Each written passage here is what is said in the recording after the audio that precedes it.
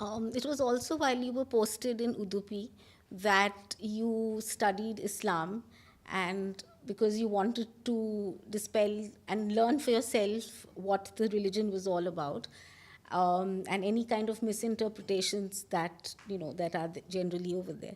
So, what was your takeaway from that? And um, also, has that impacted in your politics as well? Ma'am, I am a firm believer in all religion, madam. Because when we deep down look at the Old Testament, New Testament, or the Quran, or the Hadith, or the different interpretations, when we take time to read everything or to maybe to understand, because there's nothing called you will learn, because it's a lifetime when you sit with people. So that point of time, there was a very specific concern, madam, that the ISIS recruitment was happening in full swing, especially the parts of Kerala, because Mangalore and Udupi, they sit right above Kerala, and almost the culture is similar to Kerala. And people are believing, and I think Kerala had about a lot of people going via the Turkey and Syria to that. So that is the time we made an effort to tell people, jihad, it's my right, it's a holy war. And Darul Islam, when they say anybody who's against me, I have to go and fight. So this was the common among youth. We are wronged, something bad has happened, the Americans are like this, Afghanistan are like this, we want to go and fight. So that was the predominant culture among the so-called people who are getting radicalized. So for that, we wanted to, instead of just going by saying, please don't do it, it is against the law, if you go to ISS, we will arrest you. Then their argument is, what is your problem? We are supporting ISIS against America there because there is a Muslim caliphate that is coming, which got abolished, because they had an explanation to them after World War II, what happened to Turkey, how did you divide Turkey, which also looks valid to you.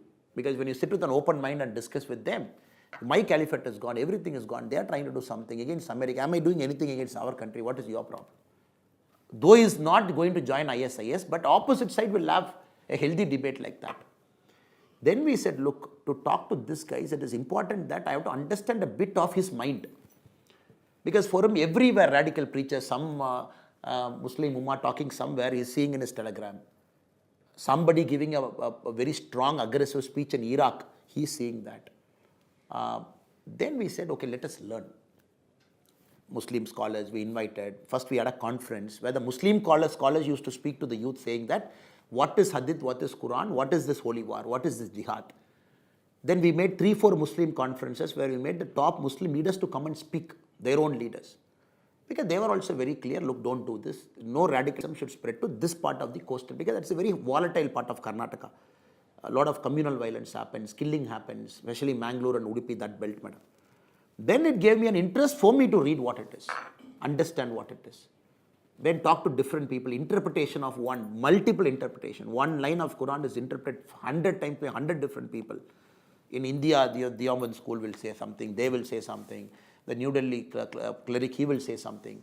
So that developed a curiosity to understand how did it got sometimes misinterpreted, sometimes rightly interpreted, what is it? So it's a curiosity for me, madam. Now, the same thing I follow in my life.